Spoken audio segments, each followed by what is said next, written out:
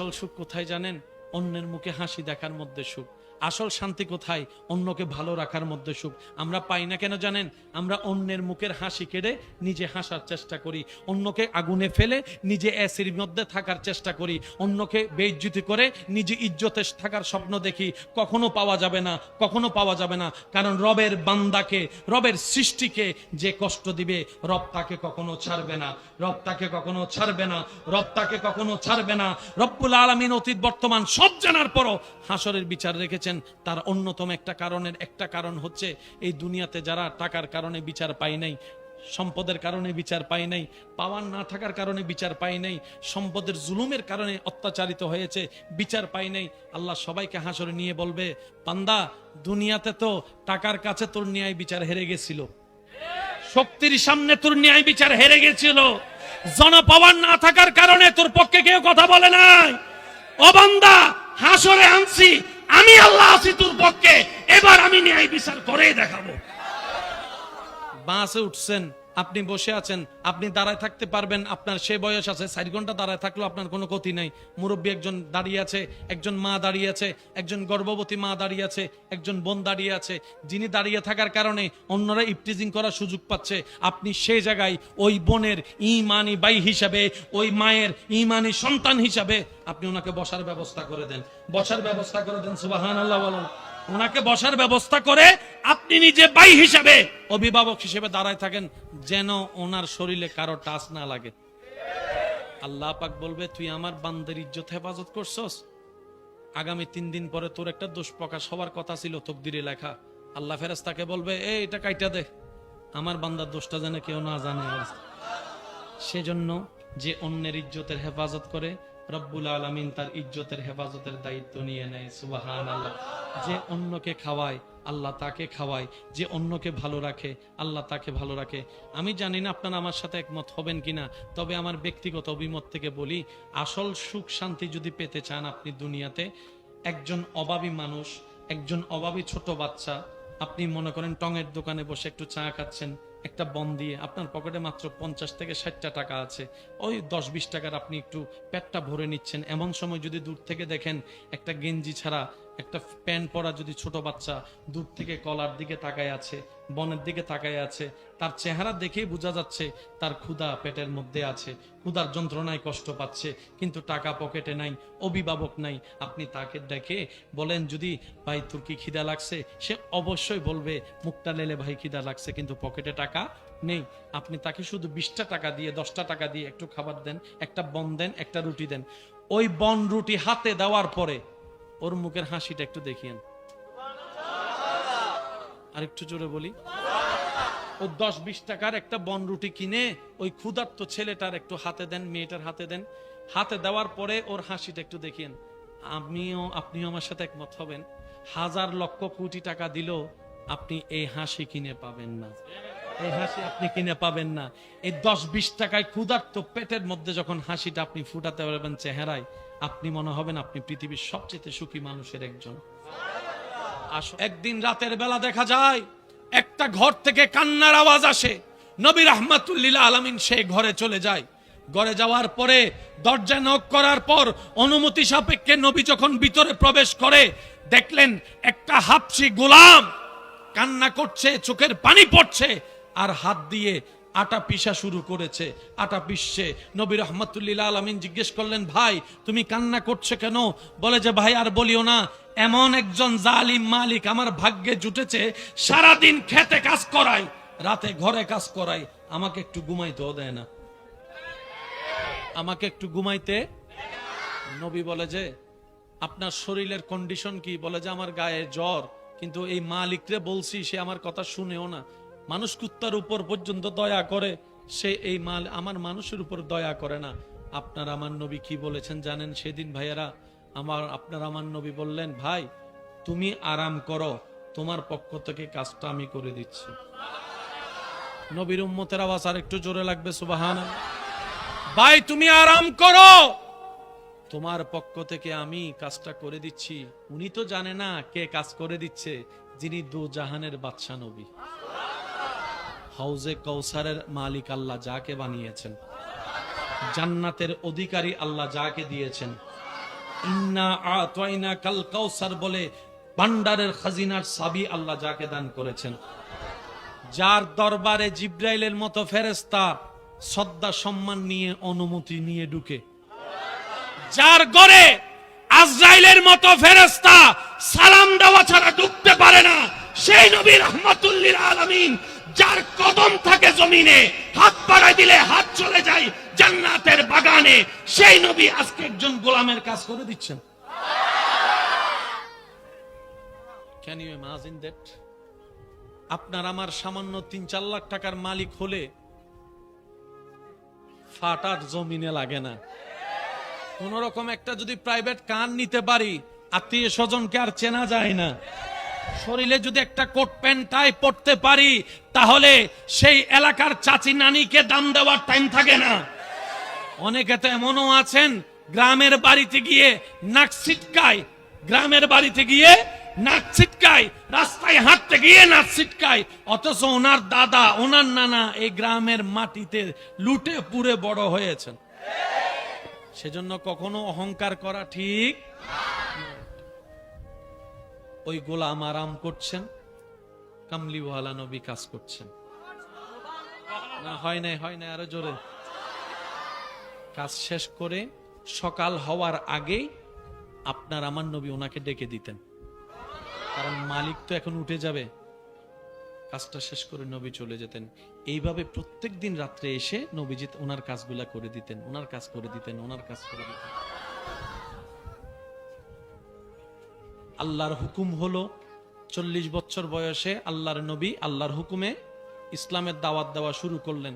এরপরে তো আপনারা জানেন ওই কাফের গুলা, জালিম গুলা নবীর নামে অনেক বদনাম ছড়াইয়েছে। নবীকে জাদুকর ডেকেছে, নবীকে পাগল ডেকেছে, কত কথা ছড়িয়েছে। এমন পর্যন্ত কথা ছড়াইয়েছে, মোহাম্মদ থেকে তোমরা বেঁচে থাকিও। মোহাম্মদের কাছে যে যায় সে নিজের ধর্ম ছেড়ে, বাপদাদার ধর্ম ছেড়ে ইসলাম ধর্মে চলে যায় বলে একটা প্রপাগন্ডা ছড়িয়েছে। একদিন রাত্রেবেলা নবী যখন সেই আগের ধারাবাহিকতায় ওনার ঘরে কাজ করতে গেলেন, ওই কালো গোলামটা নবীকে বললেন, আপনাকে দেখে তো খুব ভালো মানুষ মনে হয়, আপনাকে একটু সাবধান করি। বলে যে কি সাবধান করবা বলো? বলে যে মক্কায় নাকি একটা জাদুঘর বের হয়েছে, নাম হচ্ছে মোহাম্মদ, নাম হচ্ছে মোহাম্মদ। সুবহানাল্লাহ বলবেন? নবীর কথা নবীরে শোনাচ্ছে, সুবহানাল্লাহ বলবেন না? ভাই তুমি একটু সাবধানে থাকিও, মক্কায় নাকি একটা জাদুঘর বের হয়েছে, নাম হচ্ছে মোহাম্মদ, ওর কথা নাকি যে শুনে সেই ধর্ম ত্যাগ করে দেয়, তো তুমি তো ভালো মানুষ, সেজন্য তোমার সাবধান করলাম। দেখো ওই রকম জাদুঘরের পাল্লায় পড়িও না। নবী উনি বলতে আছেন, নবী মুস্কি হাসি হাসতেই আছেন, উনি বলতে আছেন, নবী হাসতেই আছেন।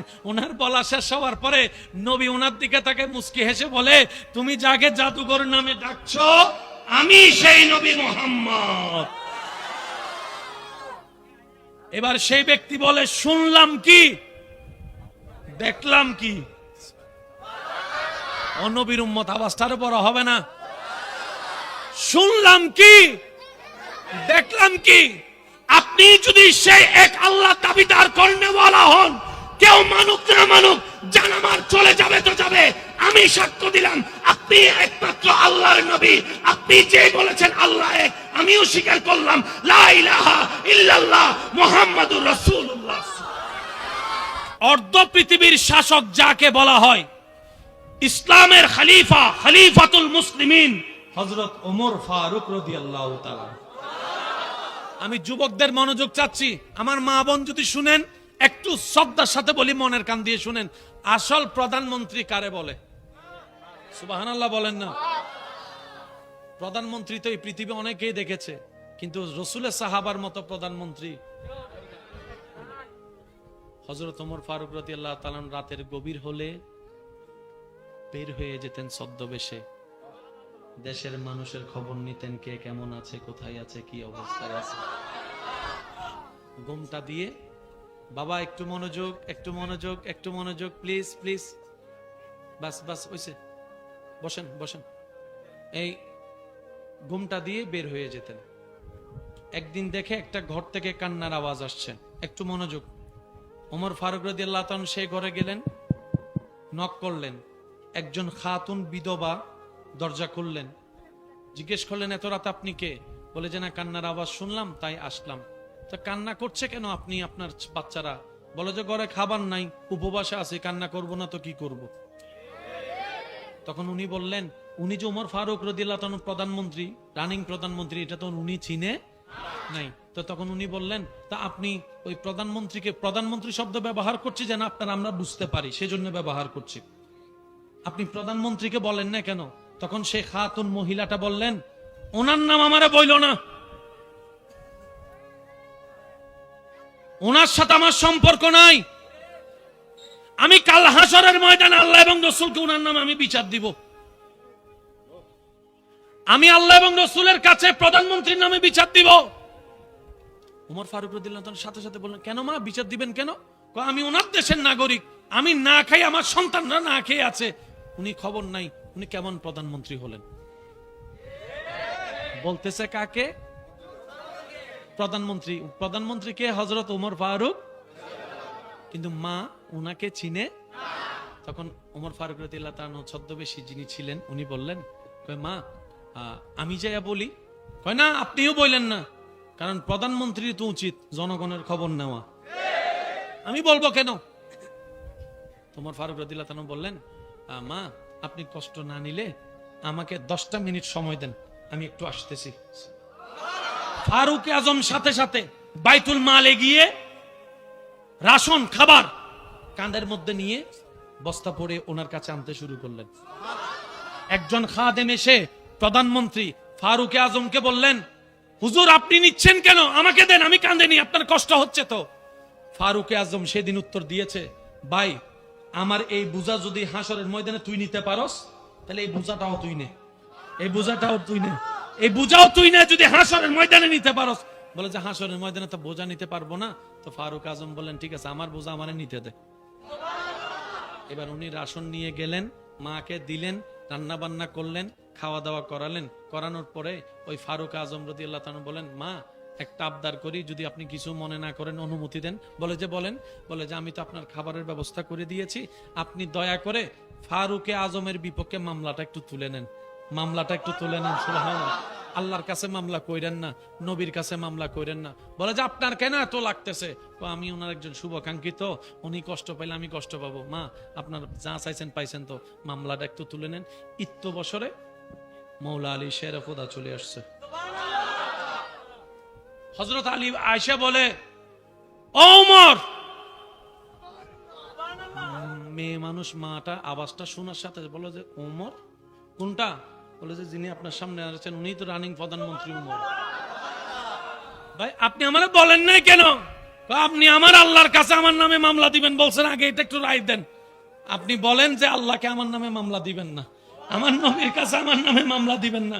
বলে যে আমি দিব না। বলে যে এরকম বললে হবে না, আপনি দস্তখত করেন, আলী সাক্ষী থাকবে, কারণ আমি ওমর হাসরের ময়দান আমার আল্লাহর সামনে আমি আসামি হয়ে দাঁড়াইতে চাই না, আমার মুস্তাফার সামনে আমি আসামি হয়ে দাঁড়াইতে চাই না। আমি যেন বলতে পারি, ইয়া রাসূলুল্লাহ, আপনার উম্মতের আমি খেয়াল রাখার চেষ্টা করেছিলাম। এটা হচ্ছে ওমর ফারুক রাদিয়াল্লাহু তাআলা। গাছতলায় শুয়ে থাকতো। আপনার আমার কতগুলা বডিগার্ড, অর্ধ পৃথিবীর শাসক গাছতলায় শুয়ে আছে। বাহির থেকে একজন ওনার নাম শুনে এই দেশে আসছেন, এসে বলে যে আপনাদের দেশের প্রধানমন্ত্রী একটু দেখতে চাই। জনগণ বলে দেখেন আছে কোথাও, বলে যে দেখেন আশেপাশে কোথাও আছে কিনা। ওই মানুষটা বলে, কি রে, অর্ধ পৃথিবীর শাসক প্রধানমন্ত্রী তিনি, মানুষজন দেখি কোনো ভয় পায় না, কিছু করে না, ব্যাপার কি? ভাই কই? কই আছে ভাই, দেখেন।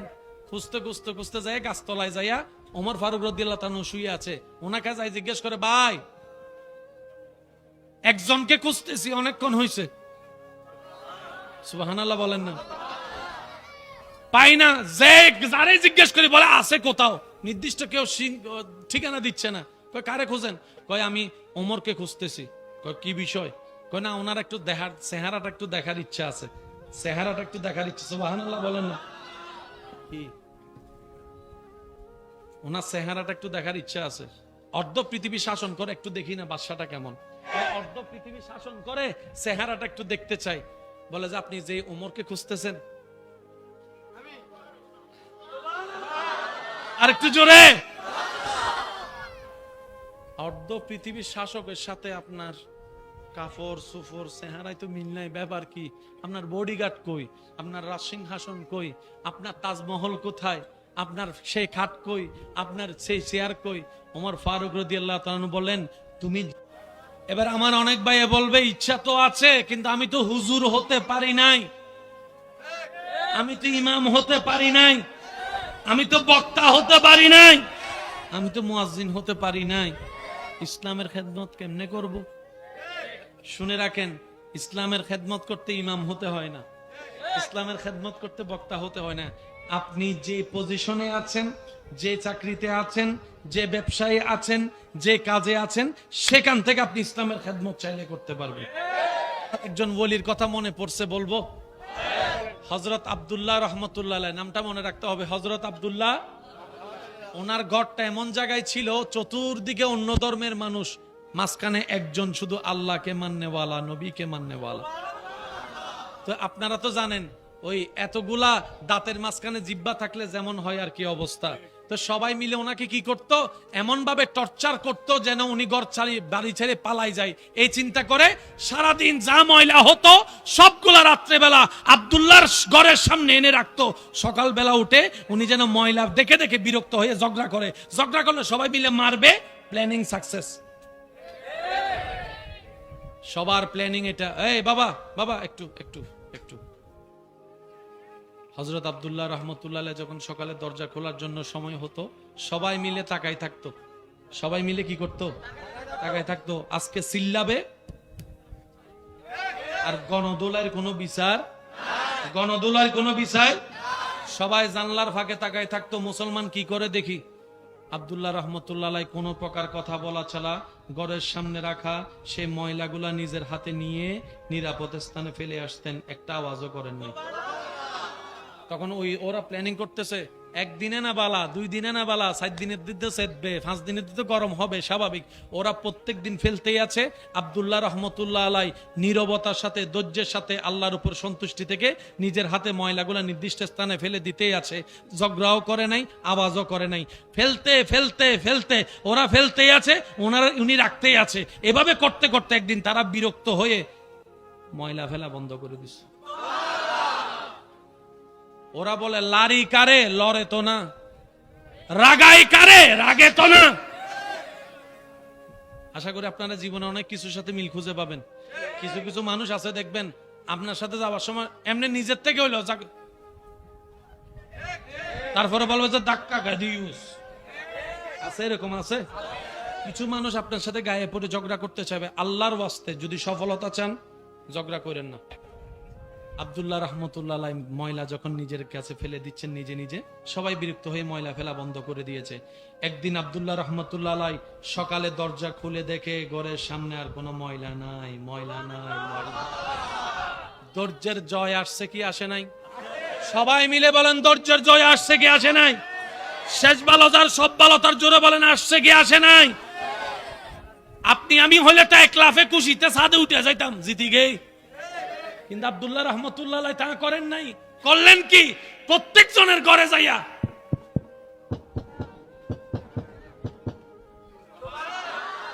ওনারা দরজা খুলে দেখে ওই সে ব্যক্তি যারে জ্বালাইয়া দূর করতে চাইছি সেই সামনে চলে আসছে।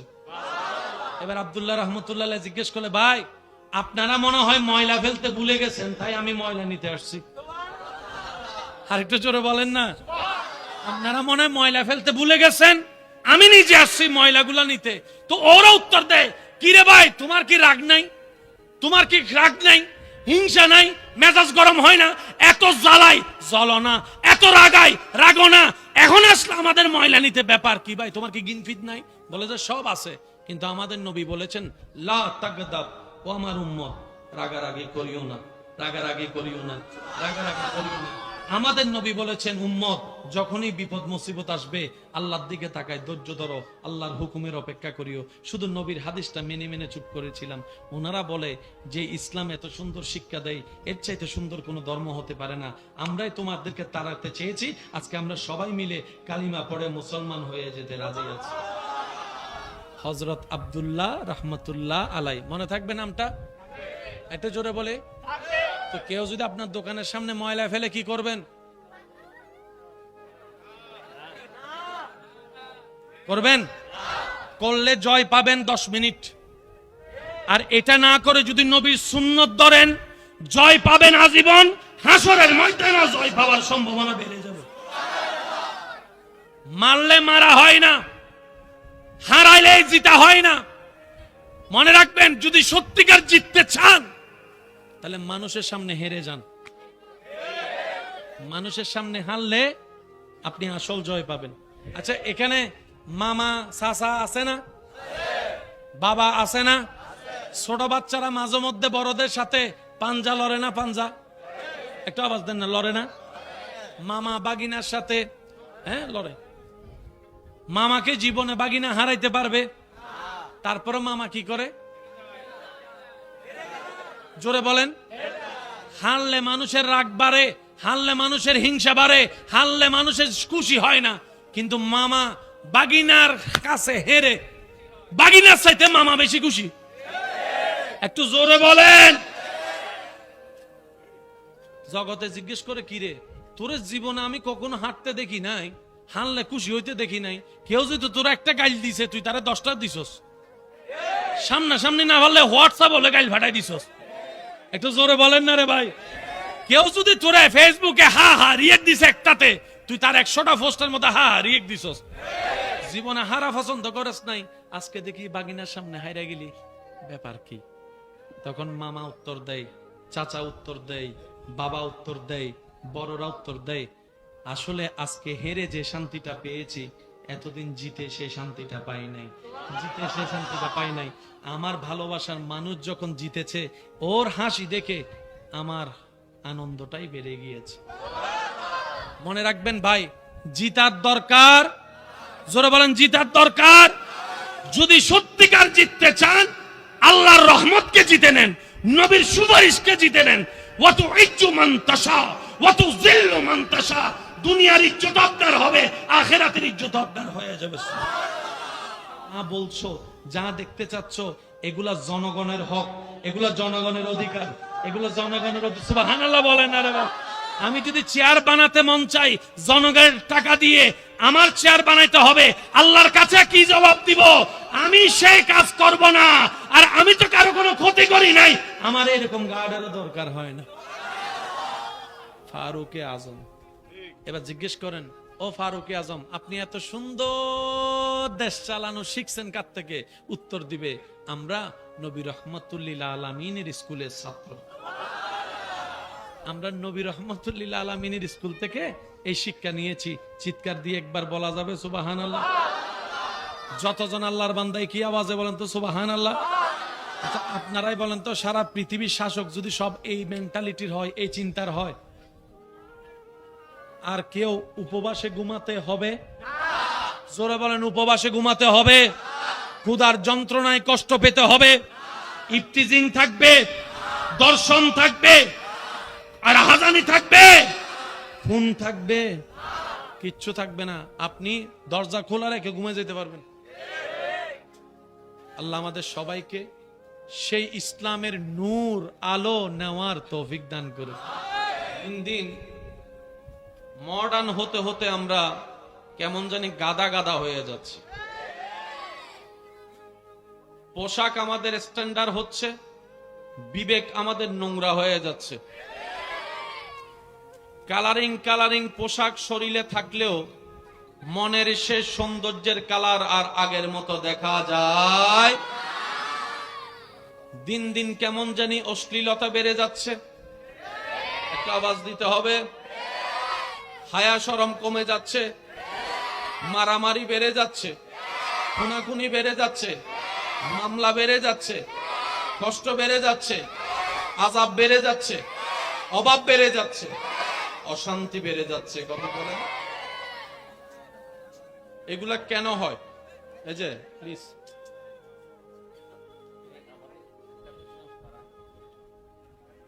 একটা কথা মনে রাখবেন, সূত্রটা খুব সহজ।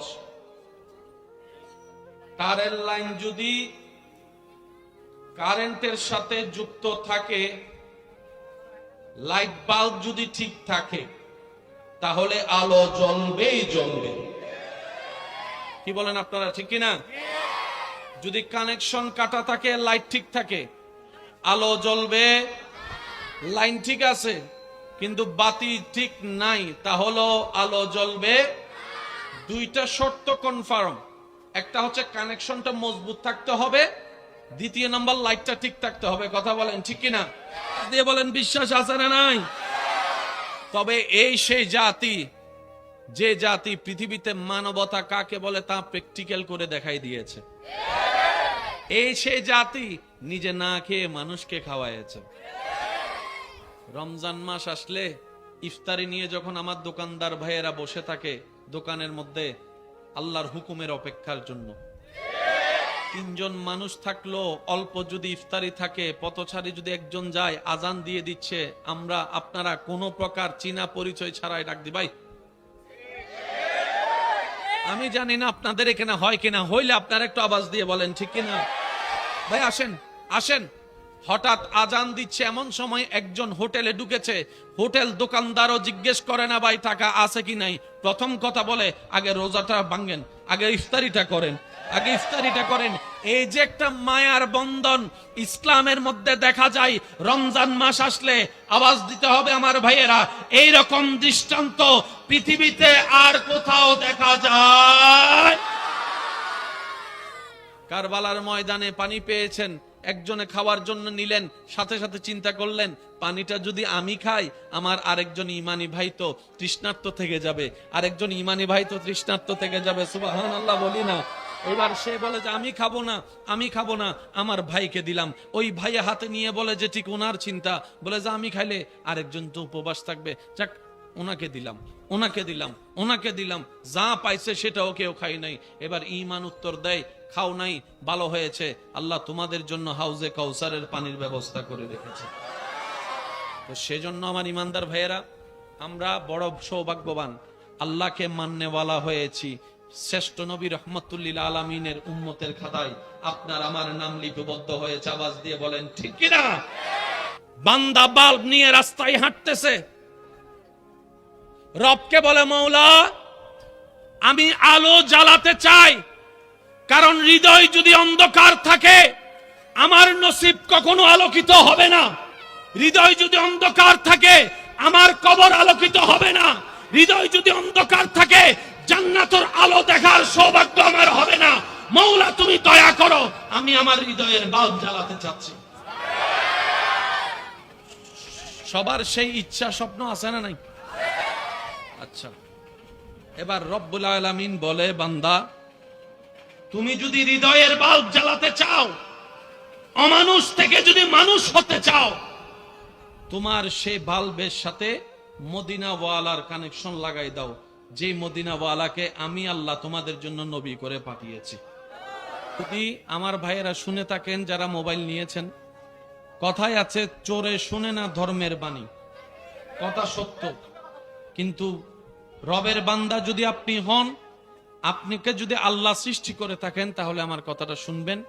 আপনি যে কারণে অন্যের মোবাইল চুরি করেছেন, চিন্তা করছেন এটা বিক্রি করবেন, হয়তো 30,000 টাকার মোবাইল আপনি বিক্রি করলে করবেন 3-4,000, 2,000, 5,000 টাকায় হয়তো আপনি বিক্রি করে দিবেন।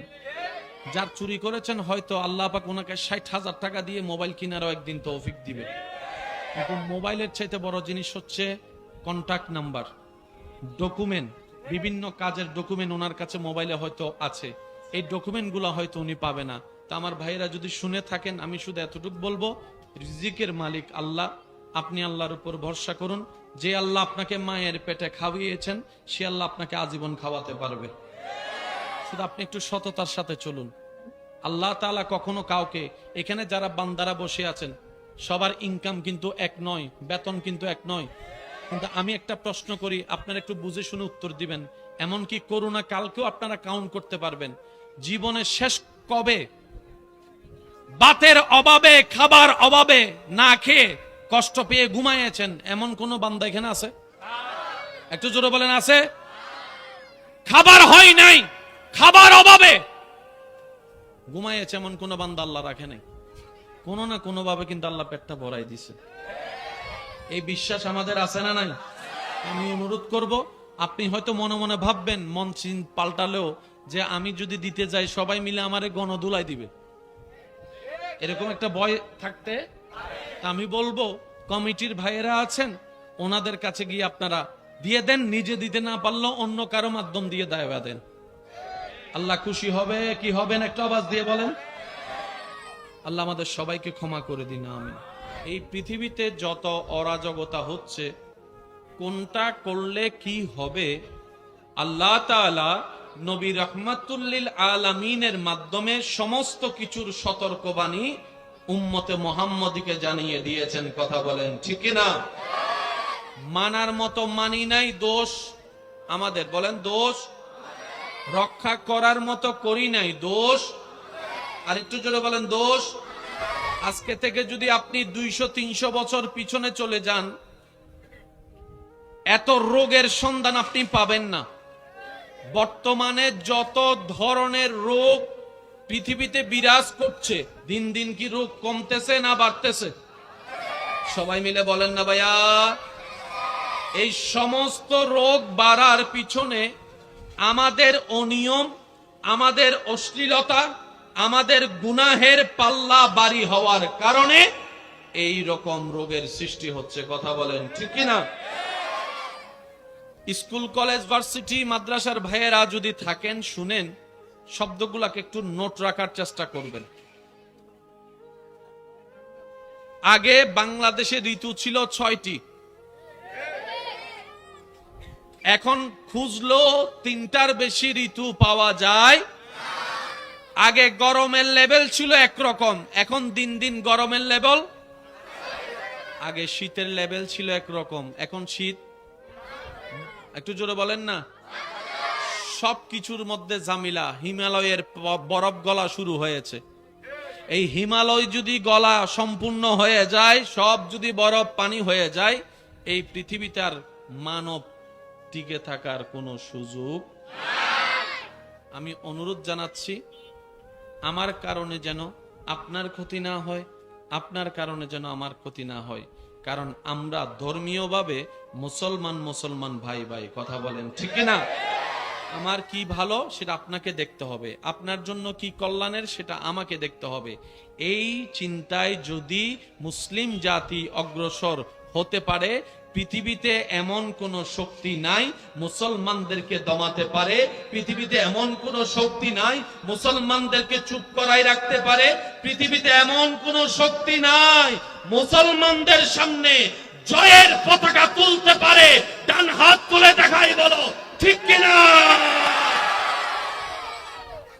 আল্লাহু আকবার।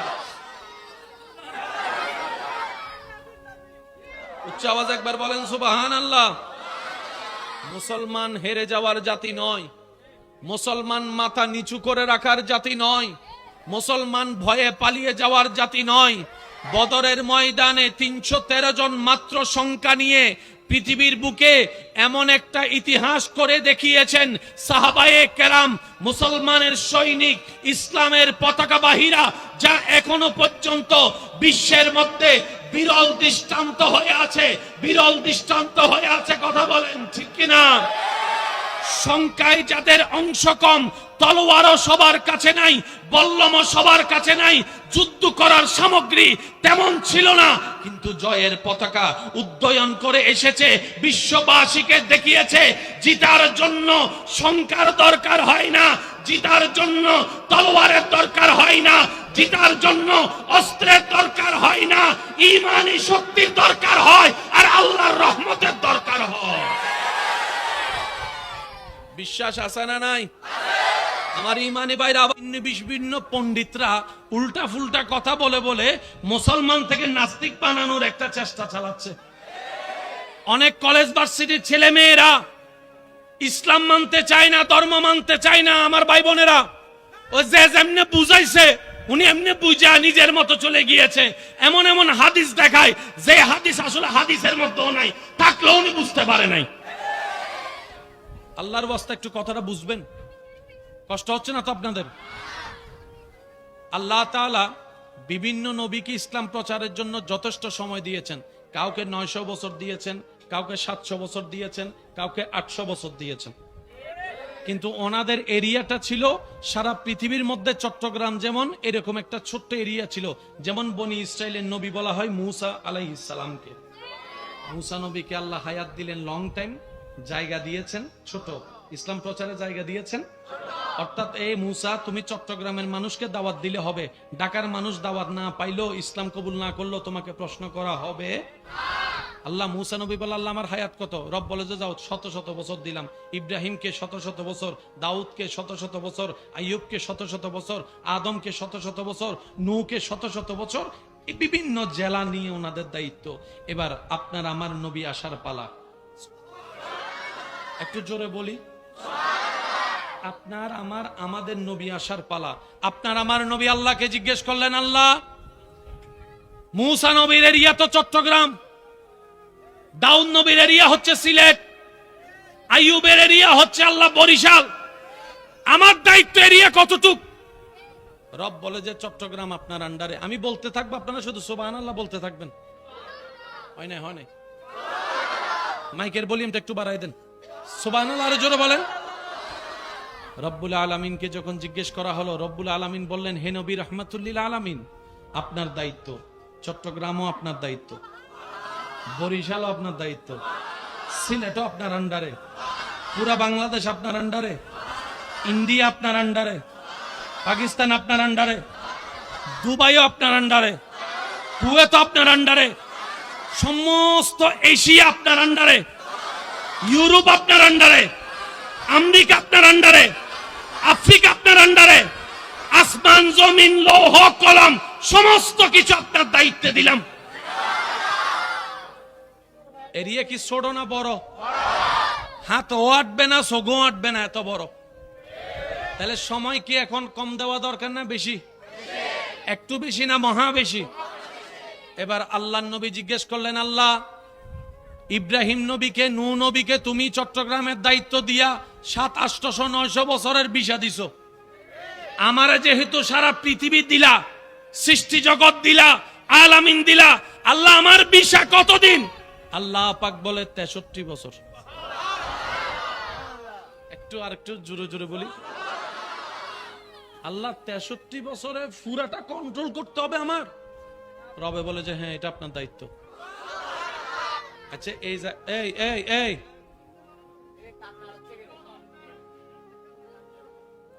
আচ্ছা এই জায়গায় আপনি আর আমি হলে কি কইতাম আল্লাহরে?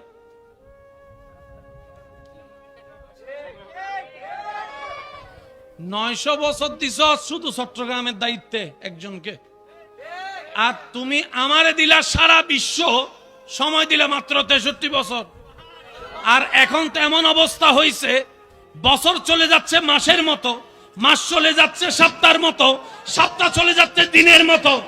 এই কিছুদিন আগে শুক্রবারের নামাজ পড়ছি, এই আবার কালকে বসো আবার শুক্রবারের নামাজ। বুঝতে পারছি? আপনি আমি হলে বলতাম যে আল্লাহ কাজ শুরু করার আগে আমি ফেল। কিন্তু নবীজি একবারও বলে নাই আল্লাহ আমি কিভাবে করব। এই নবী আপনি বলেন নাই কেন? নবীজি বলে আমার আল্লাহ যেহেতু দিয়েছেন তাহলে বুঝে শুনে দিয়েছেন, বুঝে শুনে দিয়েছেন। আরে আমার কাজ তো করা, আওয়াজ পৌঁছাই দেওয়া তো আমার রবের দায়িত্ব। আমার রব যেটাই চাইবে আমি মুস্তাফা চোখ বন্ধ করে সেটাই করতে থাকবো, সেটাই করতে থাকবো, হা হু করব না। আল্লাহ পাক বলে সেজন্য তো আপনাকে হাবিবুল্লাহ বানিয়েছি।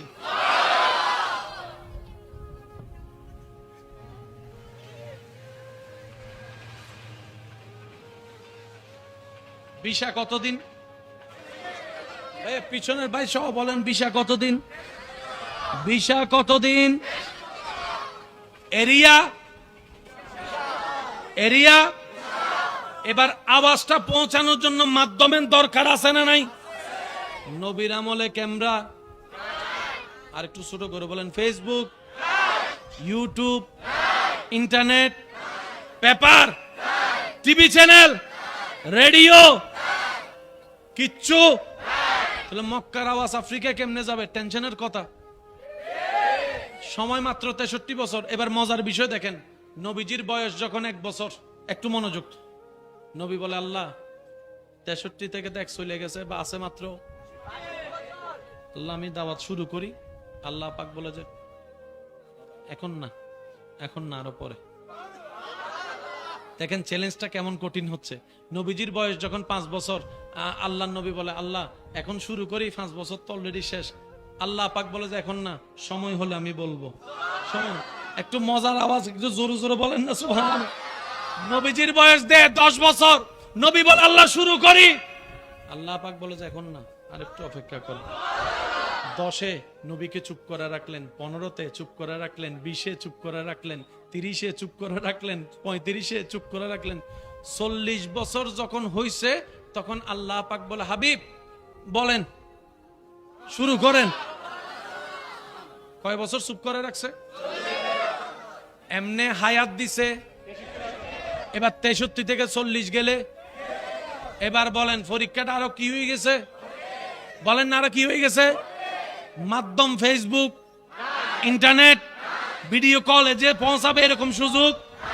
কিন্তু বড় তাজ্জুবের বিষয়, 40টা বছর বয়স মুবারকে আল্লাহর হুকুমে আপনার আমার নবী কামলিওয়ালা রাহমাতুল লিল আলামিন বলতে শুরু করলেন, ইয়া আইয়ুহান নাস কুলু লা ইলাহা ইল্লাল্লাহ তুফলিহুন তুফলিহুন তুফলিহুন। এক আল্লাহর দাওয়াত দেওয়া শুরু করেছে। কিছুদিন যেতে না যেতেই এই এক আল্লাহর আওয়াজটা, দাওয়াতের আওয়াজটা আরব থেকে আফ্রিকা পর্যন্ত পৌঁছায় গিয়েছে। নবী রাহমাতুল লিল আলামিন মক্কা বিজয়ের সময় যখন 10,000 নিয়ে আসছে, সবাই তাকায় অবাক, কই ফাটাইলাম মাত্র 3 জন, মনে করছি 3 জনও শেষ হয়ে যাবে, এখন দেখি যে 10,000। ব্যাপারটা কি মনে রাখবেন, 23 বছর পুরা লাগে নাই আপনার আমার নবীর জবান থেকে আল্লাহর হুকুমে বের হওয়া লা ইলাহা ইল্লাল্লাহর ধ্বনি দেখা যাচ্ছে। মিশরে শোনা যাচ্ছে, ইউরোপে শোনা যাচ্ছে, আফ্রিকায় শোনা যাচ্ছে, সুবহানাল্লাহ বলেন না? হিন্দুস্তানে শোনা যাচ্ছে, ডানে শোনা যাচ্ছে, বামে শোনা যাচ্ছে, সর্ব জায়গায় লা ইলাহা ইল্লাল্লাহ। জগৎ বলে কিভাবে সম্ভব? রব বলে যে আমার নবী মুস্তাফা জবান থেকে বের করেছে, আমি আল্লাহ কুদরতি ব্যবস্থাপনায় বিশ্বের আনাচে কানাচে এমন ভাবে পৌঁছায় দিয়েছি, নবী জাহেরান দুনিয়ার থেকে চলে গিয়েছে, 1400 বছর হয়ে যাচ্ছে, এখনো চট্টগ্রামের 24 সালে 5 ওয়াক্তে 5 বার আজানের ধ্বনিতে মসজিদের মিনারে আল্লাহ নামের ধ্বনি শোনা যাচ্ছে। আল্লাহু আকবার। আসল সুখ কোথায় জানেন? অন্যের মুখে হাসি দেখার মধ্যে সুখ। আসল শান্তি কোথায়? অন্যকে ভালো রাখার মধ্যে সুখ। আমরা পাই না কেন জানেন? আমরা অন্যের মুখের হাসি কেড়ে নিজে হাসার চেষ্টা করি, অন্যকে আগুনে ফেলে নিজে অ্যাসির মধ্যে থাকার চেষ্টা করি, অন্যকে বেইজ্জতি করে নিজে ইজ্জতে থাকার স্বপ্ন দেখি। কখনো পাওয়া যাবে না, কখনো পাওয়া যাবে না। কারণ রবের বান্দাকে, রবের সৃষ্টিকে যে কষ্ট দিবে, রব তাকে কখনো ছাড়বে না, রব তাকে কখনো ছাড়বে না, রব তাকে কখনো ছাড়বে না। রব্বুল আলামিন অতীত বর্তমান সব জানার পরও হাসরের বিচার রেখেছেন। তার অন্যতম একটা কারণ হচ্ছে এই দুনিয়াতে যারা টাকার কারণে বিচার পায় নাই, সম্পদের কারণে বিচার পায় নাই, পাওয়ার না থাকার কারণে বিচার পায় নাই, সম্পদের জুলুমের কারণে অত্যাচারিত হয়েছে, বিচার পায় নাই, আল্লাহ সবাইকে হাসরে নিয়ে বলবে, বান্দা দুনিয়াতে তো টাকার কাছে তোর ন্যায় বিচার হেরে গেছিল, শক্তির সামনে তোর ন্যায় বিচার হেরে গেছিল, জনপাওয়ার না থাকার কারণে তোর পক্ষে কেউ কথা বলে নাই।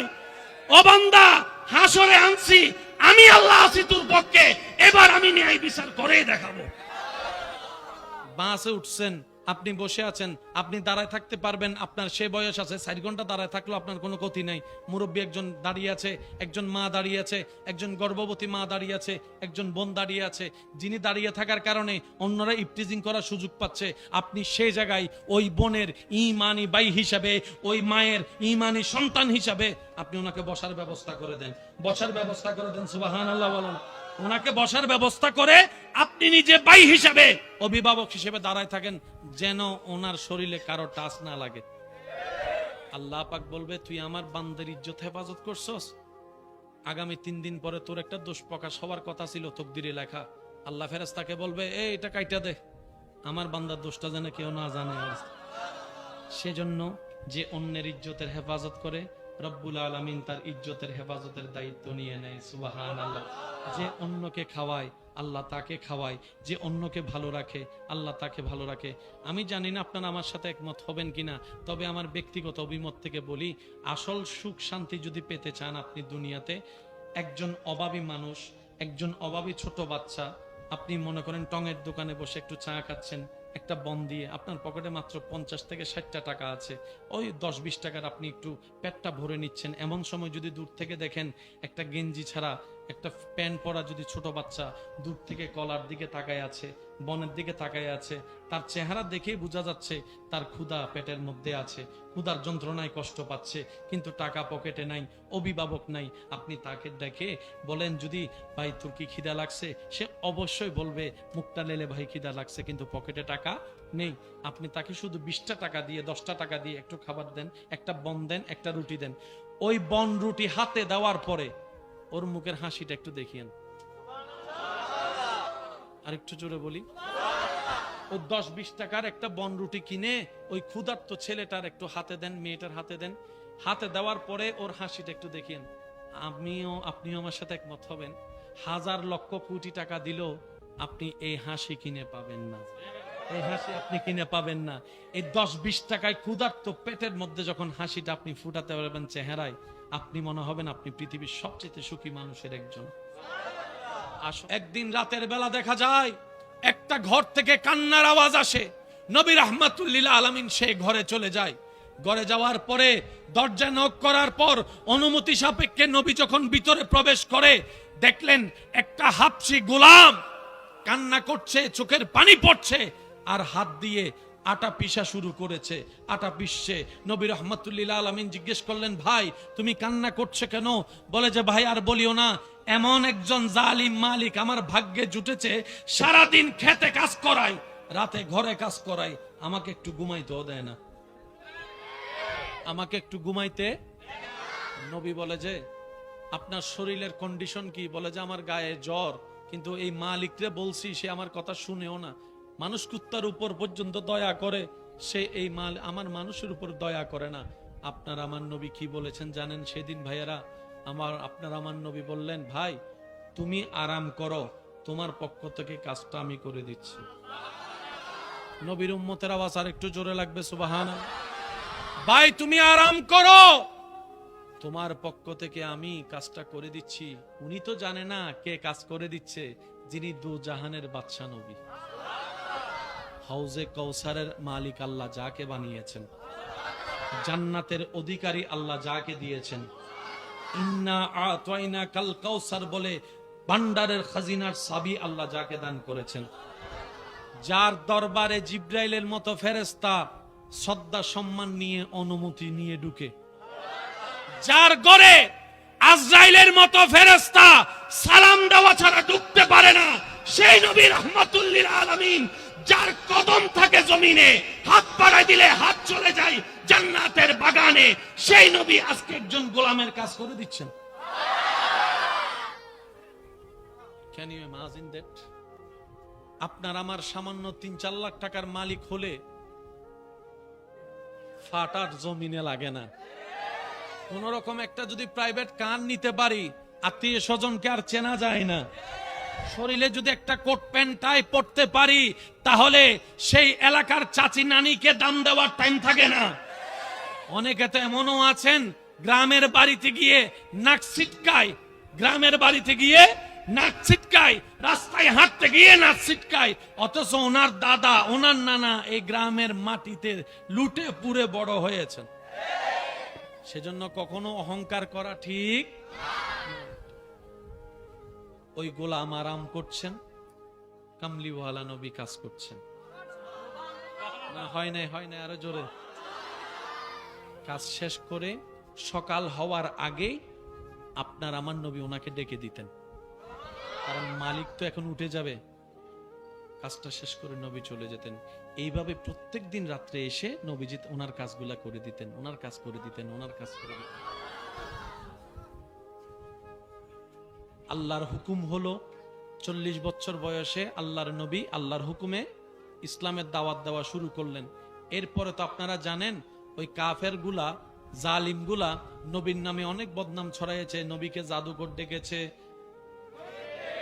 নবীকে পাগল ডেকেছে, কত কথা ছড়িয়েছে, এমন পর্যন্ত কথা ছড়াইছে মোহাম্মদ থেকে তোমরা বেঁচে থাকিও, মোহাম্মদের কাছে যে যায় সে নিজের ধর্ম ছেড়ে, বাপদাদার ধর্ম ছেড়ে ইসলাম ধর্মে চলে যায় বলে একটা প্রপাগন্ডা ছড়িয়েছে।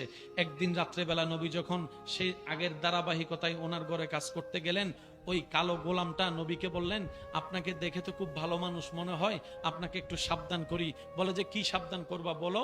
বলে যে মক্কায় নাকি একটা জাদুঘর বের হয়েছে, নাম হচ্ছে মোহাম্মদ, নাম হচ্ছে মোহাম্মদ। সুবহানাল্লাহ বলবেন? নবীর কথা নবীরে শোনাচ্ছে, সুবহানাল্লাহ বলবেন না? ভাই তুমি একটু সাবধানে থাকিও, মক্কায় নাকি একটা জাদুঘর বের হয়েছে, নাম হচ্ছে মোহাম্মদ, ওর কথা নাকি যে শুনে সে ধর্ম ত্যাগ করে দেয়, তো তুমি তো ভালো মানুষ, সেজন্য তোমার সাবধান করলাম, দেখো ওইরকম জাদুঘরের পাল্লায় পড়িও না। নবী উনি বলতে আছেন, নবী মুস্কি হাসি হাসতেই আছেন, উনি বলতে আছেন, নবী হাসতেই আছেন। ওনার বলা শেষ হওয়ার পরে নবী ওনার দিকে তাকে মুস্কি হেসে বলে, তুমি যাকে জাদুঘর নামে ডাকছো আমি সেই নবী মুহাম্মদ।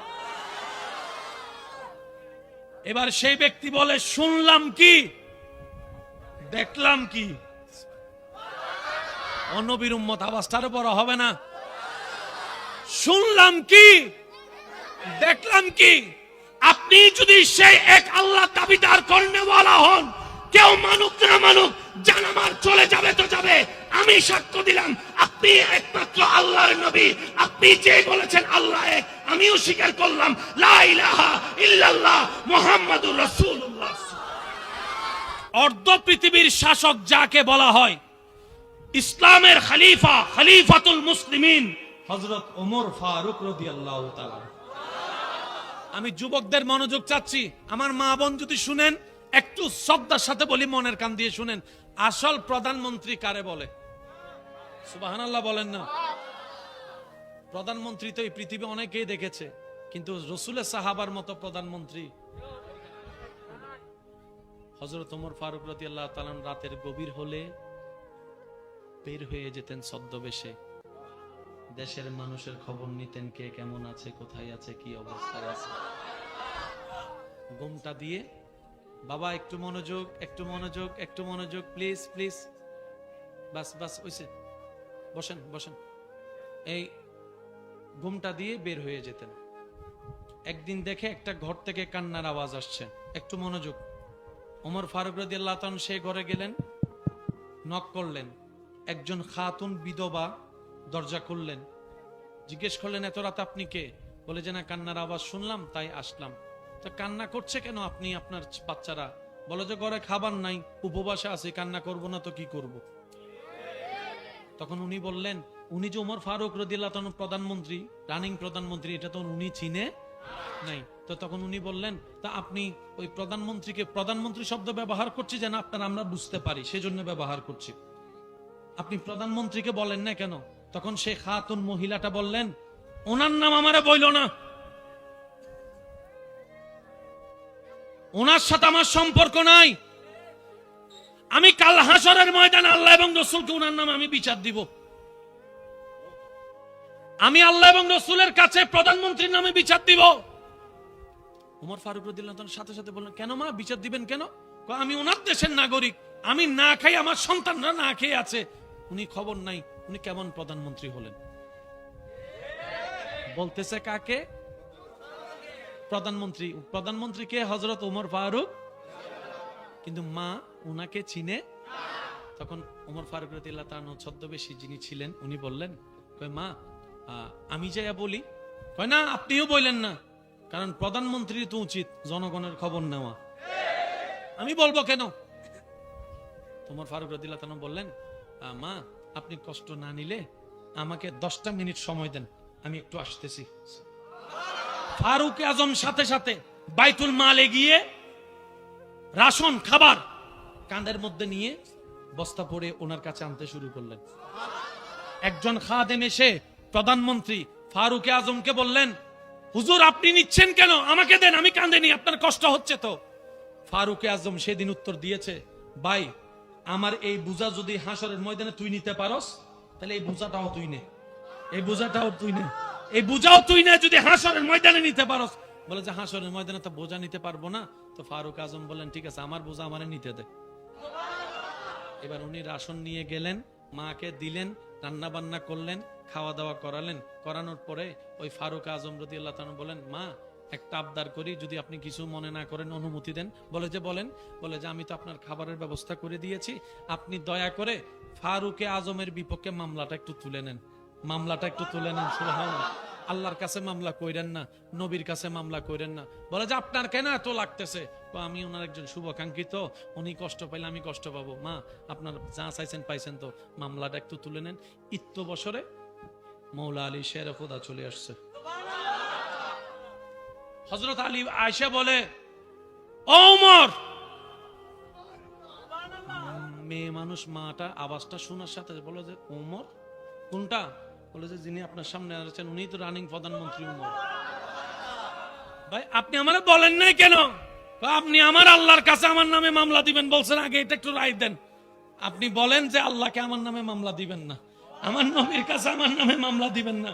বলে যে আমি দিব না। বলে যে এরকম বললে হবে না, আপনি দস্তখত করেন, আলী সাক্ষী থাকবে, কারণ আমি ওমর হাসরের ময়দান আমার আল্লাহর সামনে আমি আসামি হয়ে দাঁড়াইতে চাই না, আমার মুস্তাফার সামনে আমি আসামি হয়ে দাঁড়াইতে চাই না। আমি যেন বলতে পারি, ইয়া রাসূলুল্লাহ আপনার উম্মতের আমি খেয়াল রাখার চেষ্টা করেছিলাম। এটা হচ্ছে ওমর ফারুক রাদিয়াল্লাহু তাআলা। গাছতলায় শুয়ে থাকতো। আপনার আমার কতগুলা বডিগার্ড, অর্ধ পৃথিবীর শাসক গাছতলায় শুয়ে আছে। বাহির থেকে একজন ওনার নাম শুনে এই দেশে আসছেন, এসে বলে যে আপনাদের দেশের প্রধানমন্ত্রী একটু দেখতে চাই। জনগণ বলে দেখেন আছে কোথাও, বলে যে দেখেন আশেপাশে কোথাও আছে কিনা। ওই মানুষটা বলে কিরে, অর্ধ পৃথিবীর শাসক প্রধানমন্ত্রী তিনি, মানুষজন দেখি কোনো ভয় পায় না, কিছু করে না, ব্যাপার কি? ভাই কই কই আছে ভাও নয়, দেখেন। খুঁজতে খুঁজতে খুঁজতে যায় গাছতলায় যাইয়া ওমর ফারুক রাদিয়াল্লাহু তাআলা শুয়ে আছে। ওনাকে যাই জিজ্ঞেস করে, ভাই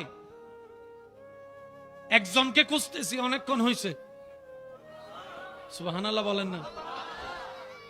পাই না, যে যারে জিজ্ঞেস করি বলে আছে কোথাও, নির্দিষ্ট কেউ ঠিকানা দিচ্ছে না। কয় কারে খুঁজেন? কয় আমি ওমরকে খুঁজতেছি। কয় কি বিষয়? কয় না ওনার একটু দেখার, চেহারাটা একটু দেখার ইচ্ছা আছে, চেহারাটা একটু দেখার ইচ্ছা। সুবহানাল্লাহ বলেন না। কি ওনার চেহারাটা একটু দেখার ইচ্ছা আছে। অর্ধ পৃথিবী শাসন করে, একটু দেখি না বাদশাটা কেমন। অর্ধ পৃথিবী শাসন করে, চেহারাটা একটু দেখতে চাই। বলে যে আপনি যে ওমরকে খুঁজতেছেন, আর একটু জোরে।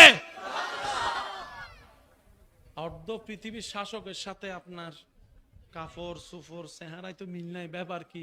আপনার বডিগার্ড কই? আপনার রাজসিংহাসন কই? আপনার তাজমহল কোথায়? আপনার সেই খাট কই? আপনার সেই চেয়ার কই? ওমর ফারুক রাদিয়াল্লাহু তাআলা বলেন তুমি। এবার আমার অনেক ভাই বলবে ইচ্ছা তো আছে, কিন্তু আমি তো হুজুর হতে পারি নাই, আমি তো ইমাম হতে পারি নাই, আমি তো বক্তা হতে পারি নাই, আমি তো মুয়াজ্জিন হতে পারি নাই। ইসলামের খেদমত কেমনে করব? শুনে রাখেন, ইসলামের খেদমত করতে ইমাম হতে হয় না, ইসলামের খেদমত করতে বক্তা হতে হয় না।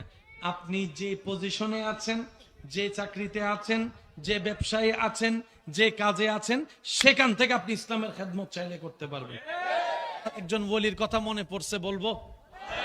হযরত আব্দুল্লাহ রহমতুল্লাহ আলাইহি, নামটা মনে রাখতে হবে। হযরত আব্দুল্লাহ, ওনার ঘরটা এমন জায়গায় ছিল চতুর্দিকে অন্য ধর্মের মানুষ, মাঝখানে একজন শুধু আল্লাহকে মাননেওয়ালা, নবীকে মাননেওয়ালা। তো আপনারা তো জানেন ওই এতগুলা দাঁতের মাঝখানে জিহ্বা থাকলে যেমন হয় আর কি অবস্থা। তো সবাই মিলে ওনাকে কি করত, এমন ভাবে টর্চার করত যেন উনি ঘর ছাড়ি বাড়ি ছেড়ে পালাই যায়। এই চিন্তা করে সারাদিন যা ময়লা হতো সবগুলা রাত্রেবেলা আব্দুল্লাহর ঘরের সামনে এনে রাখতো। সকালবেলা উঠে উনি যেন ময়লা দেখে দেখে বিরক্ত হয়ে ঝগড়া করে, ঝগড়া করলে সবাই মিলে মারবে, প্ল্যানিং সাকসেস। সবার প্ল্যানিং এটা। এই বাবা বাবা একটু একটু একটু। হযরত আব্দুল্লাহ রহমতুল্লাহ আলাইহি যখন সকালে দরজা খোলার জন্য সময় হতো, সবাই মিলে তাকাই থাকতো। সবাই মিলে কি করতো? তাকাই থাকতো। আজকে চিল্লাবে, আর গণদোলার কোনো বিচার, গণদোলার কোনো বিচার। সবাই জানলার ফাঁকে তাকাই থাকতো, মুসলমান কি করে দেখি। আব্দুল্লাহ রহমতুল্লাহ আলাই কোনো প্রকার কথা বলা ছাড়া ঘরের সামনে রাখা সেই ময়লাগুলা নিজের হাতে নিয়ে নিরাপদ স্থানে ফেলে আসতেন, একটা আওয়াজও করেন নাই। তখন ওরা প্ল্যানিং করতেছে, একদিনে না বালা, 2 দিনে না বালা, 4 দিনের দিতে সেদবে, 5 দিনের দিতে গরম হবে স্বাভাবিক। ওরা প্রত্যেক দিন ফেলতেই আছে। আব্দুল্লাহ রহমতুল্লাহ আলাই নীরবতার সাথে, ধৈর্যের সাথে, আল্লাহর উপর সন্তুষ্টি থেকে নিজের হাতে ময়লাগুলা নির্দিষ্ট স্থানে ফেলে দিতেই আছে। ঝগড়াও করে নাই, আওয়াজও করে নাই। ফেলতে ফেলতে ফেলতে ওরা ফেলতেই আছে, উনি রাখতেই আছে। এভাবে করতে করতে একদিন তারা বিরক্ত হয়ে ময়লা ফেলা বন্ধ করে দিচ্ছে। ওরা বলে, লারি কারে, লড়ে তো না, রাগাই কারে, রাগে তো না। আশা করি আপনারা জীবনে অনেক কিছুর সাথে মিল খুঁজে পাবেন। কিছু কিছু মানুষ আছে দেখবেন আপনার সাথে যাওয়ার সময় এমনি নিজের থেকে হইলো, তারপরে বলবে যে ধাক্কা গাদিউস আছে, এরকম আছে। কিছু মানুষ আপনার সাথে গায়ে পড়ে ঝগড়া করতে চাইবে। আল্লাহর ওয়াস্তে যদি সফলতা চান, ঝগড়া করেন না। আব্দুল্লাহ রহমতুল্লাহ আলাই ময়লা যখন নিজের কাছে ফেলে দিচ্ছেন নিজে নিজে, সবাই বিরক্ত হয়ে ময়লা ফেলা বন্ধ করে দিয়েছে। একদিন আব্দুল্লাহ রহমতুল্লাহ আলাই সকালে দরজা খুলে দেখে ঘরের সামনে আর কোনো ময়লা নাই, ময়লা নাই, ময়লা। ধৈর্যের জয় আসছে কি আসে নাই? সবাই মিলে বলেন, ধৈর্যের জয় আসছে কি আসে নাই? শেষ ভালো যার, সব ভালো তার, জোরে বলেন আসছে কি আসে নাই? আপনি আমি হলে তো এক লাফে খুশিতে ছাদে উঠে যাইতাম জিতি গে। কিন্তু আব্দুল্লাহ রহমতুল্লাহ আলাই তা করেন নাই। করলেন কি? প্রত্যেক জনের ঘরে যাইয়া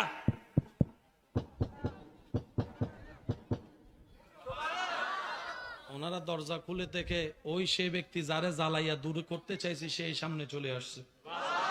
এবার আব্দুল্লাহ রহমতুল্লাহ আলাই জিজ্ঞেস করলে, ভাই আপনারা মনে হয় ময়লা ফেলতে ভুলে গেছেন, তাই আমি ময়লা নিতে আসছি।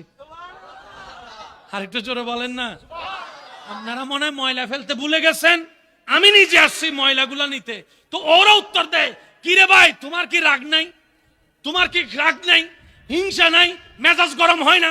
এত জ্বালাই জ্বলো না, এত রাগাই রাগো না, এখন আসলে আমাদের ময়লা নিতে, ব্যাপার কি ভাই? তোমার কি গিনফিট নাই? বলে যে সব আছে, কিন্তু আমাদের নবী বলেছেন, লা তাগদাব, ও আমার উম্মত, রাগারাগি করিও না, রাগারাগি করিও না, রাগারাগি করিও না।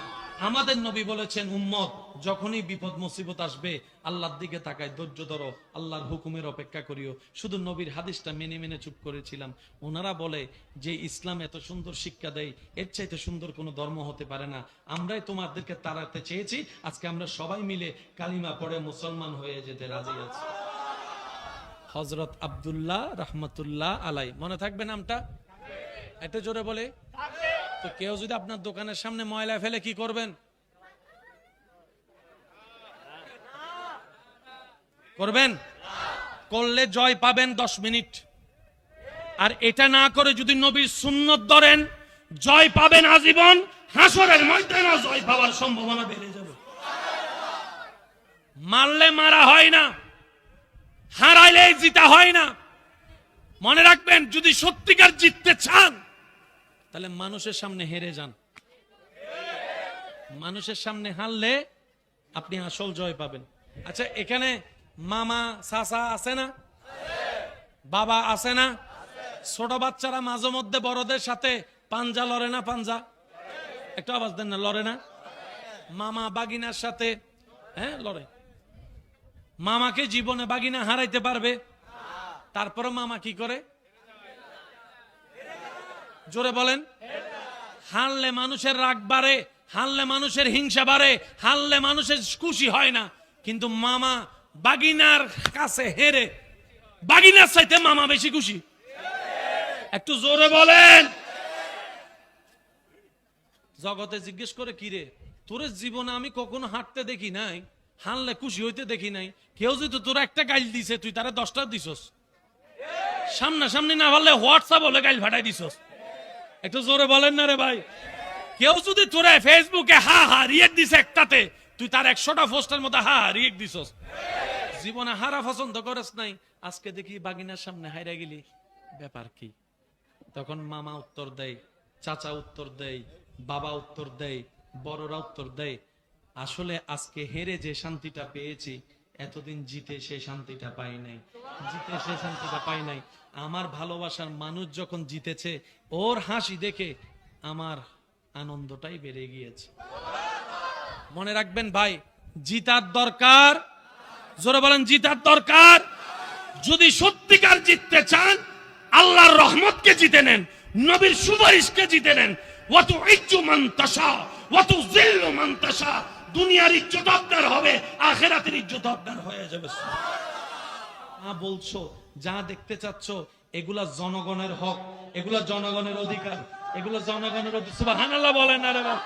আমি যদি চেয়ার বানাতে মন চাই, জনগণের টাকা দিয়ে আমার চেয়ার বানাইতে হবে, আল্লাহর কাছে কি জবাব দিব? আমি সেই কাজ করব না। আর আমি তো কারো কোনো ক্ষতি করি নাই, আমার এরকম গার্ডেরও দরকার হয় না। ফারুকে আজম, এবার জিজ্ঞেস করেন, ও ফারুকে আজম, আপনি এত সুন্দর দেশ চালানো শিখছেন কার থেকে? উত্তর দিবে, আমরা নবী রহমতুল্লিল আলামিনের স্কুলের ছাত্র। আমরা নবী রহমতুল্লিল আলামিনের স্কুল থেকে এই শিক্ষা নিয়েছি। চিৎকার দিয়ে একবার বলা যাবে সুবহানাল্লাহ? যতজন আল্লাহর বান্দায় কি আওয়াজে বলেন তো সুবহানাল্লাহ? আচ্ছা, আপনারাই বলেন তো, সারা পৃথিবীর শাসক যদি সব এই মেন্টালিটির হয়, এই চিন্তার হয়, আর কেউ উপবাসে ঘুমাতে হবে? জোরে বলেন, উপবাসে ঘুমাতে হবে? ক্ষুধার যন্ত্রণায় কষ্ট পেতে হবে? ইফতিজিং থাকবে, দর্শন থাকবে, আর হাজানি থাকবে, খুন থাকবে, কিচ্ছু থাকবে না। আপনি দরজা খোলা রেখে ঘুমে যেতে পারবেন। আল্লাহ আমাদের সবাইকে সেই ইসলামের নূর, আলো নেওয়ার তৌফিক দান করুন। দিন দিন মডার্ন হতে হতে আমরা কেমন জানি গাদা গাদা হয়ে যাচ্ছি। পোশাক আমাদের স্ট্যান্ডার্ড হচ্ছে, বিবেক আমাদের নোংরা হয়ে যাচ্ছে। কালারিং কালারিং পোশাক শরীরে থাকলেও মনের শেষ সৌন্দর্যের কালার আর আগের মতো দেখা যায়। দিন দিন কেমন জানি অশ্লীলতা বেড়ে যাচ্ছে। একটা আওয়াজ দিতে হবে। হায়া শরম কমে যাচ্ছে, মারামারি বেড়ে যাচ্ছে, খুনাখুনি বেড়ে যাচ্ছে, মামলা বেড়ে যাচ্ছে, কষ্ট বেড়ে যাচ্ছে, আযাব বেড়ে যাচ্ছে, অভাব বেড়ে যাচ্ছে, অশান্তি বেড়ে যাচ্ছে। কথা বলেন, এগুলা কেন হয়? এই যে প্লিজ,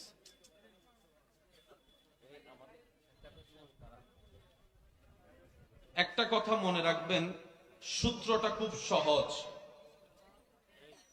তারের লাইন যদি কারেন্টের সাথে যুক্ত থাকে, লাইট বাল্ব যদি ঠিক থাকে, তাহলে আলো জ্বলবেই জ্বলবে। কি বলেন আপনারা, ঠিক কিনা? যদি কানেকশন কাটা থাকে, লাইট ঠিক থাকে, আলো জ্বলবে। লাইন ঠিক আছে কিন্তু বাতি ঠিক নাই, তাহলে আলো জ্বলবে। দুইটা শর্ত কনফার্ম। একটা হচ্ছে কানেকশনটা মজবুত থাকতে হবে, দ্বিতীয় নাম্বার লাইটটা ঠিক থাকতে হবে। কথা বলেন, ঠিক কিনা? দিয়ে বলেন, বিশ্বাস আছে না নাই? তবে এই সেই জাতি, যে জাতি পৃথিবীতে মানবতা কাকে বলে তা প্র্যাকটিক্যাল করে দেখাই দিয়েছে। এই সেই জাতি নিজে না খেয়ে মানুষকে খাওয়াইছে। রমজান মাস আসলে ইফতারি নিয়ে যখন আমার দোকানদার ভাইয়েরা বসে থাকে দোকানের মধ্যে আল্লাহর হুকুমের অপেক্ষার জন্য, তিনজন মানুষ থাকলো, অল্প যদি ইফতারি থাকে, পথচারী যদি একজন যায়, আজান দিয়ে দিচ্ছে, আমরা আপনারা কোনো প্রকার চীনা পরিচয় ছাড়াই ডাক দি, ভাই আমি জানি না আপনাদের এখানে হয় কিনা, হইলে আপনারা একটু আওয়াজ দিয়ে বলেন, ঠিক কিনা? ভাই আসেন আসেন। হঠাৎ আজান দিচ্ছে, এমন সময় একজন হোটেলে ঢুকেছে। হোটেল দোকানদারও জিজ্ঞেস করে না ভাই টাকা আছে কি নাই, প্রথম কথা বলে আগে রোজাটা ভাঙেন, আগে ইফতারিটা করেন, আগে ইফতারিটা করেন। এই যে একটা মায়ার বন্ধন ইসলামের মধ্যে দেখা যায়। রমজান মাস আসলে আওয়াজ দিতে হবে আমার ভাইয়েরা, এই রকম দৃষ্টান্ত পৃথিবীতে আর কোথাও দেখা যায়? কারবালার ময়দানে পানি পেয়েছেন, একজনে খাওয়ার জন্য নিলেন, সাথে সাথে চিন্তা করলেন পানিটা যদি আমি খাই, আমার আরেকজন ইমানি ভাই তো তৃষ্ণার্ত থেকে যাবে, আরেকজন ইমানি ভাই তো তৃষ্ণার্ত থেকে যাবে। সুবহানাল্লাহ বলি না?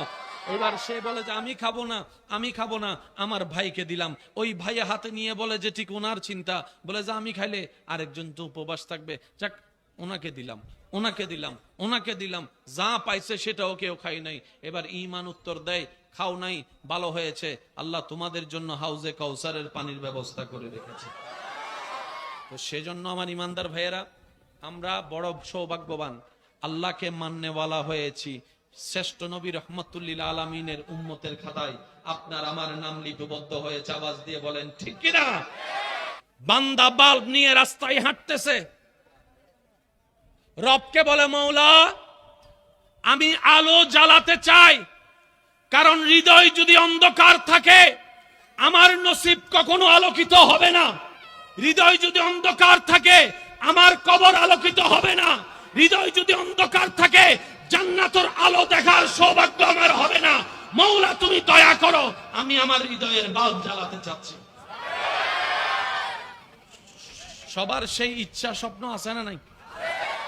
আচ্ছা, এবার রব্বুল আলামিন বলে বান্দা তুমি যদি হৃদয়ের বাল্ব জ্বালাতে চাও, অমানুষ থেকে যদি মানুষ হতে চাও, তোমার সেই বাল্বের সাথে মদিনাওয়ালার কানেকশন লাগাই দাও, যে মদিনাওয়ালাকে আমি আল্লাহ তোমাদের জন্য নবী করে পাঠিয়েছি। যদি আমার ভাইয়েরা শুনে থাকেন যারা মোবাইল নিয়েছেন, কথায় আছে চোরে শুনে না ধর্মের বাণী, কথা সত্য। কিন্তু রবের বান্দা যদি আপনি হন, আপনাকে যদি আল্লাহ সৃষ্টি করে থাকেন, তাহলে আমার কথাটা শুনবেন।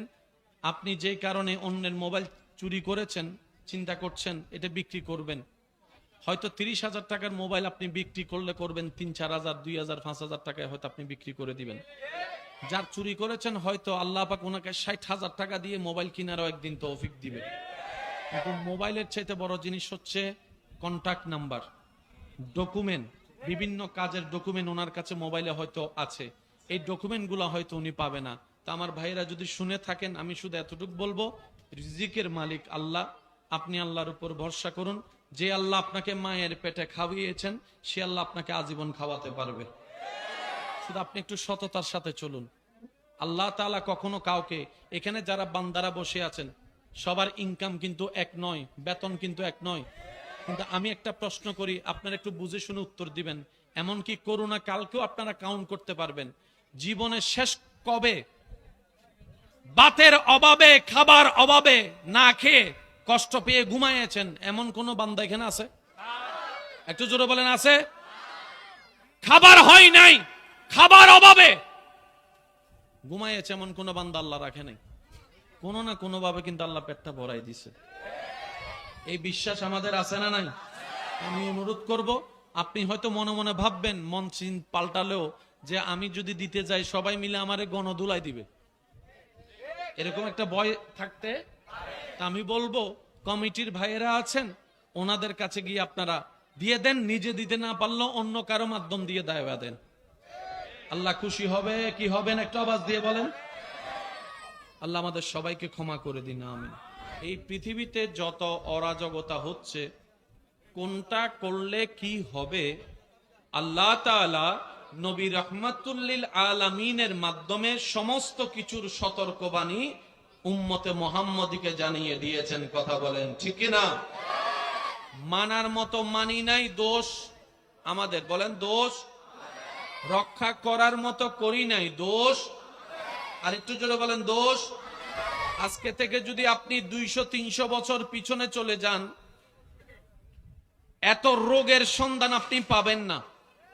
বর্তমানে যত ধরনের রোগ পৃথিবীতে বিরাজ করছে, দিন দিন কি রোগ কমতেছে না বাড়তেছে? সবাই মিলে বলেন না ভাইয়া। এই সমস্ত রোগ বাড়ার পিছনে আমাদের অনিয়ম, আমাদের অশ্লীলতা, আমাদের গুনাহের পাল্লা ভারী হওয়ার কারণে এই রকম রোগের সৃষ্টি হচ্ছে। কথা বলেন ঠিক কিনা? স্কুল, কলেজ, ভার্সিটি, মাদ্রাসার ভাইয়েরা যদি থাকেন, শুনেন, শব্দগুলাকে একটু নোট রাখার চেষ্টা করবেন। আগে বাংলাদেশে ঋতু ছিল 6টি, এখন খুঁজলো 3টার বেশি ঋতু পাওয়া যায়। আগে গরমের লেভেল ছিল একরকম, এখন দিন দিন গরমের লেভেল, আগে শীতের লেভেল ছিল একরকম, এখন শীত একটু জোরে বলেন না। সব কিছুর মধ্যে ঝামেলা। হিমালয়ের বরফ গলা শুরু হয়েছে। এই হিমালয় যদি গলা সম্পূর্ণ হয়ে যায়, সব যদি বরফ পানি হয়ে যায়, এই পৃথিবীতে আর মানব টিকে থাকার কোনো সুযোগ। আমি অনুরোধ জানাচ্ছি, আমার কারণে যেন আপনার ক্ষতি না হয়, আপনার কারণে যেন আমার ক্ষতি না হয়। কারণ আমরা ধর্মীয়ভাবে মুসলমান ভাই ভাই, কথা বলেন ঠিক কিনা? আমার কি ভালো সেটা আপনাকে দেখতে হবে, আপনার জন্য কি কল্যাণের সেটা আমাকে দেখতে হবে। এই চিন্তায় যদি মুসলিম জাতি অগ্রসর হতে পারে, পৃথিবীতে এমন কোন শক্তি নাই মুসলমানদেরকে দমাতে পারে, পৃথিবীতে এমন কোন শক্তি নাই মুসলমানদেরকে চুপ করাই রাখতে পারে, পৃথিবীতে এমন কোন শক্তি নাই মুসলমানদের সামনে জয়ের পতাকা তুলতে পারে। ডান হাত তুলে দেখাই বলো ঠিক কিনা? আল্লাহু আকবার। উচ্চ আওয়াজ একবার বলেন সুবহানাল্লাহ। মুসলমান হেরে যাওয়ার জাতি নয়, মুসলমান মাথা নিচু করে রাখার জাতি নয়, মুসলমান ভয়ে পালিয়ে যাওয়ার জাতি নয়। বদরের ময়দানে 313 জন মাত্র সংখ্যা নিয়ে পৃথিবীর বুকে এমন একটা ইতিহাস করে দেখিয়েছেন সাহাবায়ে কেরাম, মুসলমানের সৈনিক, ইসলামের পতাকাবাহীরা, যা এখনো পর্যন্ত বিশ্বের মধ্যে বিরল দৃষ্টান্ত হয়ে আছে, বিরল দৃষ্টান্ত হয়ে আছে। কথা বলেন ঠিক কিনা?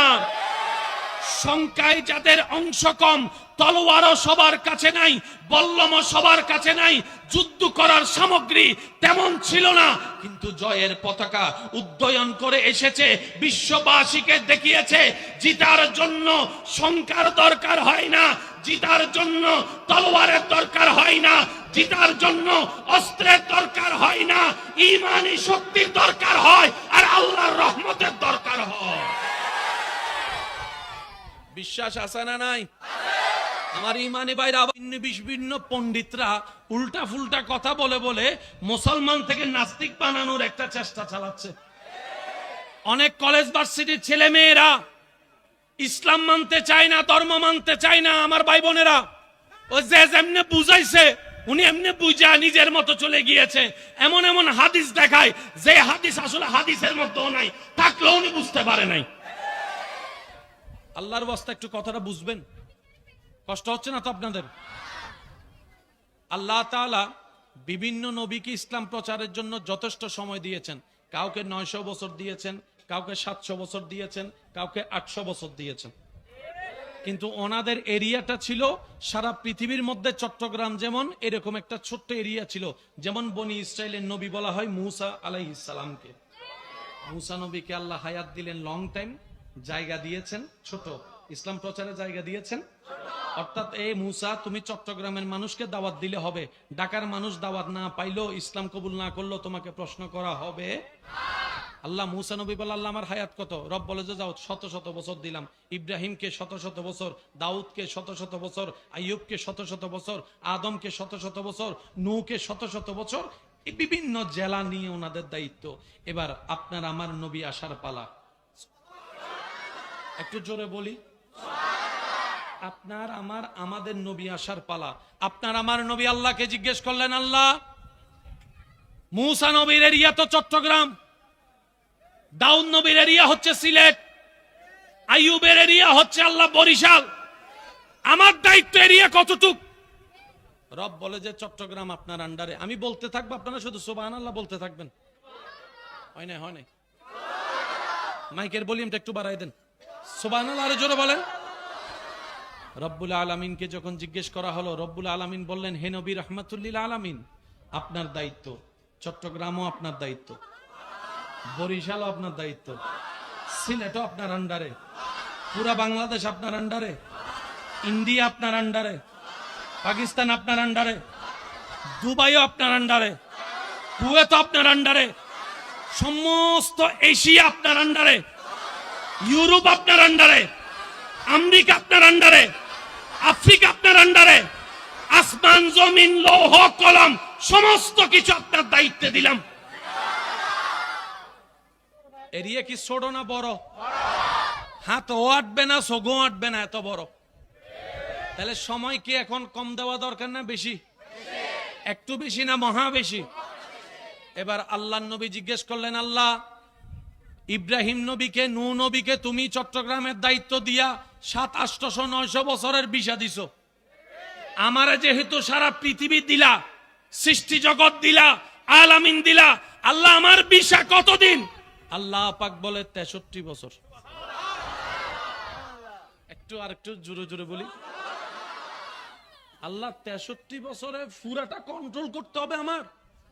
রবে বলে যে হ্যাঁ, এটা আপনার দায়িত্ব।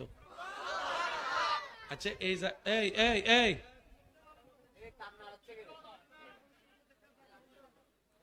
আচ্ছা এই জায়গায় আপনি আর আমি হলে কি কইতাম আল্লাহরে?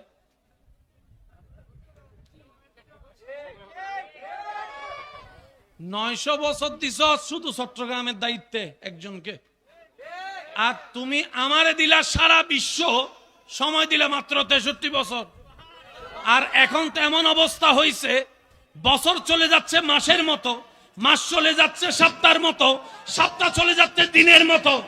এই কিছুদিন আগে শুক্রবারের নামাজ পড়ছি, এই আবার কালকে বসো আবার শুক্রবারের নামাজ। বুঝতে পারছি? আপনি আমি হইলে বলতাম যে আল্লাহ কাজ শুরু করার আগে আমি ফেল, কিন্তু নবীজি একবারও বলে নাই আল্লাহ আমি কিভাবে করব।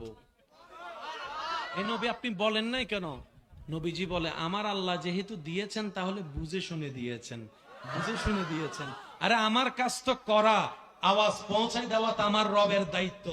আমার রব যেটাই চাইবে আমি মুস্তাফা চোখ বন্ধ করে সেটাই করতে থাকবো, সেটাই করতে থাকবো, হা হু করব না। আল্লাহ পাক বলে সেজন্য তো আপনাকে হাবিবুল্লাহ বানিয়েছি।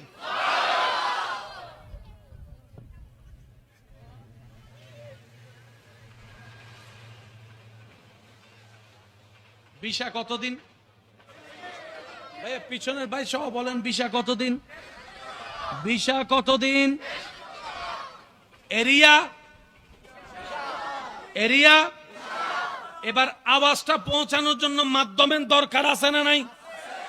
নবীর আমলে ক্যামেরা, আর একটু ছোট করে বলেন Facebook, YouTube, internet, paper, TV channel, radio, কিচ্ছু। তাহলে মক্কার আওয়াজ আফ্রিকায় কেমনে যাবে? টেনশনের কথা। সময় মাত্র 63 বছর। এবার মজার বিষয় দেখেন, নবীজির বয়স যখন 1 বছর, একটু মনোযোগ। নবী বলে আল্লাহ 63 থেকে দেখ চলে গেছে বা আছে মাত্র, আল্লাহ আমি দাওয়াত শুরু করি। আল্লাহ পাক বলে যে এখন না, এখন না, আরো পরে। দেখেন চ্যালেঞ্জটা কেমন কঠিন হচ্ছে। নবীজির বয়স যখন 5 বছর, আল্লাহ নবী বলে আল্লাহ এখন শুরু করি, 5 বছর তো অলরেডি শেষ। আল্লাহ পাক বলে যে এখন না, সময় হলে আমি বলবো। সময়, একটু মজার আওয়াজ একটু জোরে জোরে বলেন না সুবহানাল্লাহ। নবীজির বয়স 10 বছর, নবী বলে আল্লাহ শুরু করি। আল্লাহ পাক বলে যে এখন না, আর একটু অপেক্ষা করো। 10-এ নবীকে চুপ করে রাখলেন, 15-তে চুপ করে রাখলেন, 20-এ চুপ করে রাখলেন, 30-এ চুপ করে রাখলেন, 35-এ চুপ করে রাখলেন। 40 বছর যখন হইছে তখন আল্লাহ পাক বলে হাবিব বলেন, শুরু করেন। কয় বছর চুপ করে রাখছে? এমনে হায়াত দিছে। এবার 63 থেকে 40 গেলে এবার বলেন পরীক্ষাটা আরো কি হয়ে গেছে? বলেন না আরো কি হয়ে গেছে? মাধ্যম ফেসবুক, ইন্টারনেট, ভিডিও কল যে পৌঁছাবে এরকম সুযোগ।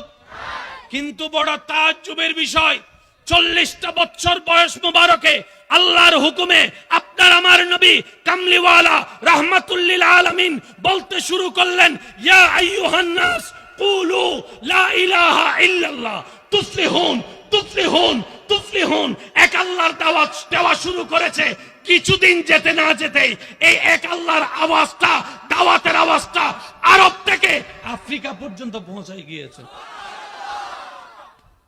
নবী রাহমাতুল লিল আলামিন মক্কা বিজয়ের সময় যখন 10,000 নিয়ে আসছে, সবাই তাকায় অবাক, কয় ফাটাইলাম মাত্র 3 জন, মনে করছি 3 জনও শেষ হয়ে যাবে, এখন দেখি যে 10,000।